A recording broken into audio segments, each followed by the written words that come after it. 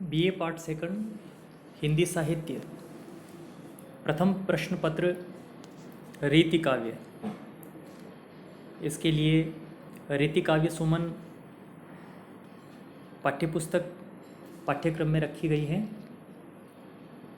इसमें रीतिकाल के प्रतिनिधि कवियों की कविताओं के काव्यांश संकलित है, जिसकी सप्रसंग व्याख्याएं एवं आलोचनात्मक प्रश्न परीक्षा में पूछे जाते हैं।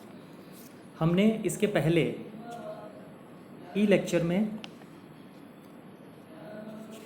इस पाठ्यपुस्तक में सबसे प्रथम संकलित कवि केशवदास की रामचंद्रिका के जो काव्यांश हैं उसमें मंगलाचरण के छंदों का सप्रसंग उनकी व्याख्याएं हम चर्चा कर चुके हैं, मैं बता चुका हूँ। इसके बाद आज हम उसी क्रम में पाठ्यपुस्तक के इस केशव के संकलित काव्यांश में अंगद रावण संवाद शीर्षक से छंद हैं, उनके बारे में बातचीत करते हैं। सबसे पहला,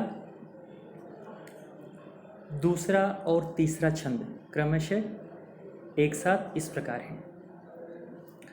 अंगद कूदी गए जहाँ आसन गत लंकेश, मनु मधुकर करहाट पर शोभित श्यामल वेश।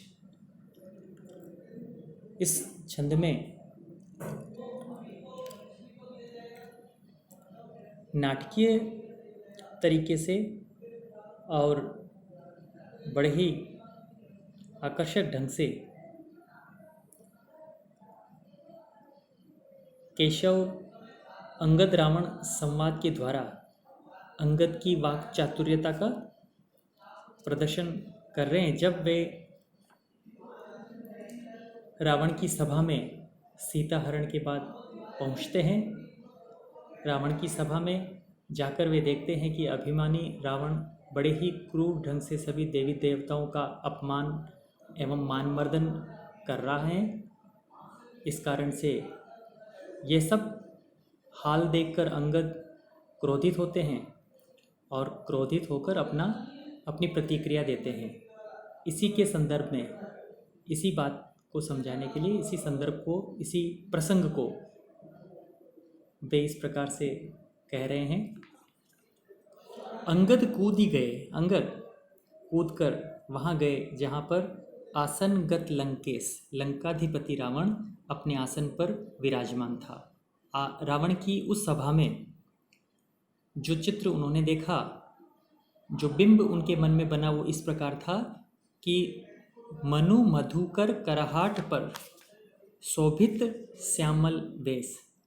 रावण उस सभा में श्याम वर्ण की वेशभूषा पहने हुए था और सोने के सिंहासन पर बैठा था। वो ऐसे शोभायमान हो रहा था जैसे श्याम वर्ण का भंवरा मेन फल की डाली पर बैठा हुआ हो।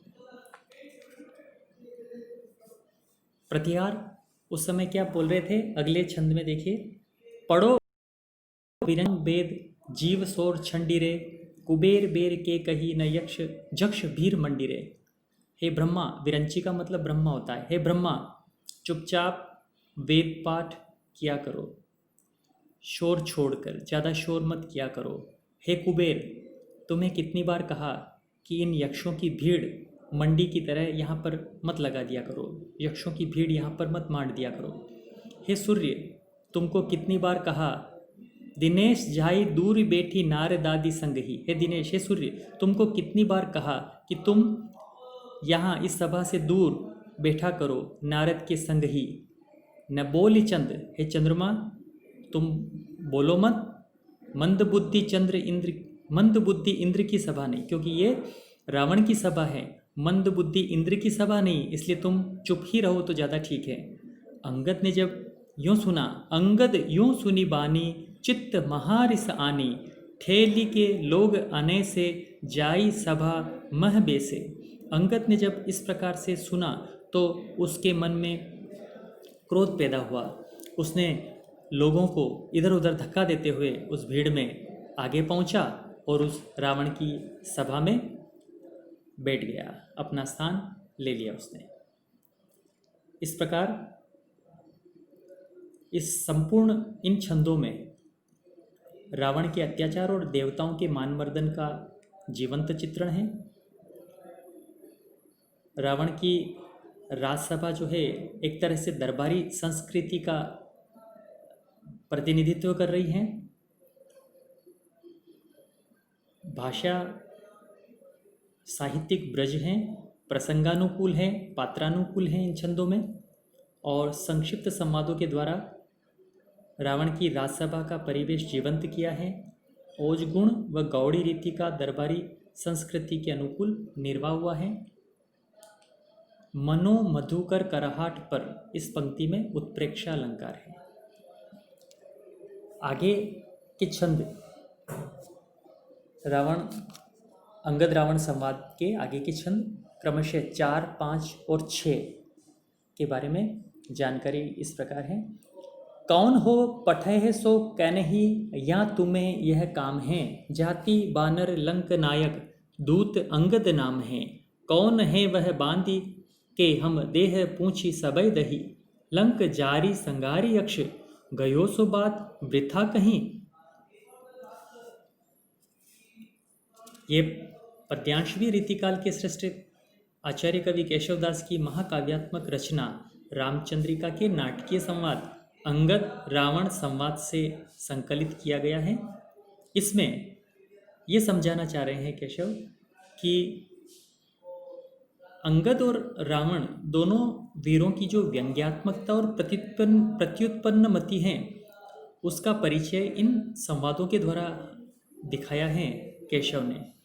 रावण का जो घमंड था उस घमंड को अंगद ने रावण के द्वारा पूछे गए सवालों का बड़ा ही व्यंग्यात्मक जवाब देते हुए मीठी चुटकियों के सहारे अपने अंदाज में जवाब दिया, जिसे सुनकर रावण हतप्रभ हो गया। देखिए रावण के प्रश्न और अंगद के व्यंग्यात्मक व्यंजनापूर्ण जवाब। कौन हो? रावण पूछता है कि तुम कौन हो? पठय सो कैनही, तुम्हें किसने सिखा कर यहाँ भेजा? यूँ तुम्हें ये काम है, तुम्हें यहाँ क्या काम? रावण की सभा में लंका में तुम्हारा क्या काम है, बताओ। अंगद जवाब देते हैं, जाति बानर, मैं वानर जाति का हूँ। लंक नायक दूत, लंका के नायक का दूत हूँ। यहाँ पर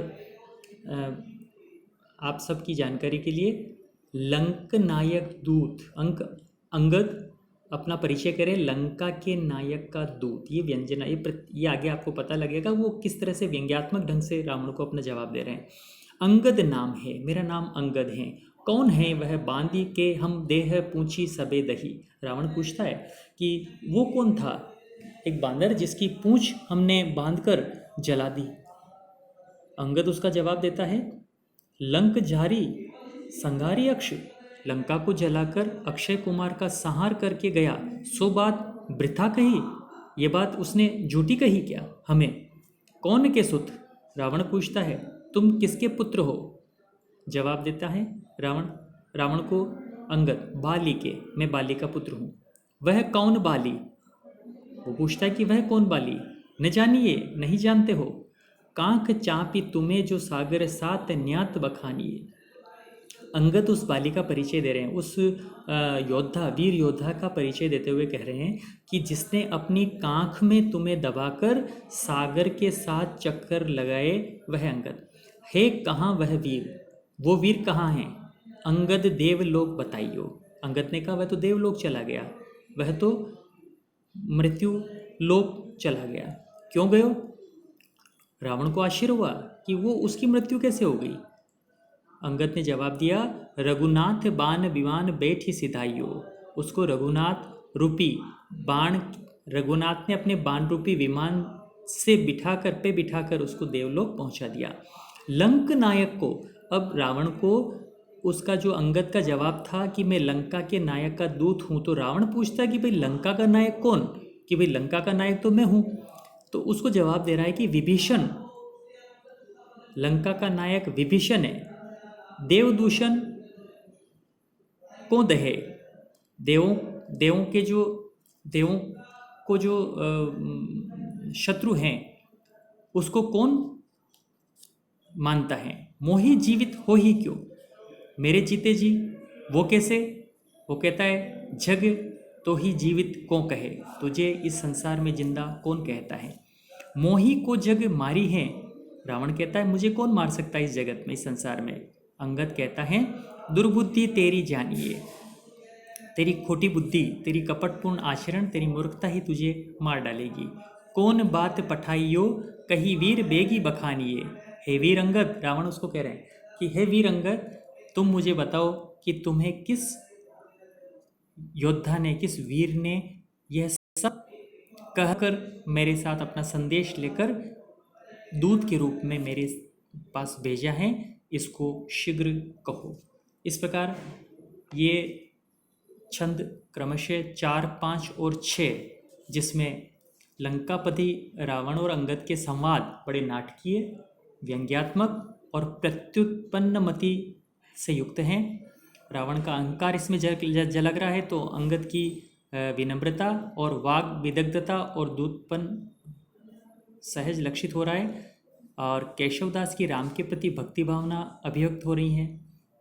वीर रस हैं, ओज गुण तथा गौड़ी रीति में यह छंद लिखे गए हैं। दरबारी संस्कृति का परिवेश नजर आ रहा है, भाषा साहित्यिक ब्रज हैं, ओज गुण हैं, व्यंग और नाटकीयता इन संवादों में है, शैली संवादात्मक और अभिनयात्मक है। रघुनाथ बाण विमान, रघुनाथ के बाण रूपी विमान, इस पंक्ति में रूपक अलंकार का प्रयोग हुआ है। तो इस प्रकार हम अंगद रावण संवाद के आज के इस ई व्याख्यान में 6 छंद तक पढ़ चुके हैं। अब हम इसके आगे अगले व्याख्यान में, ई लेक्चर में, हम क्रमशः छंद 7वें से हम आगे की चर्चा करेंगे। आज के लिए इतना ही।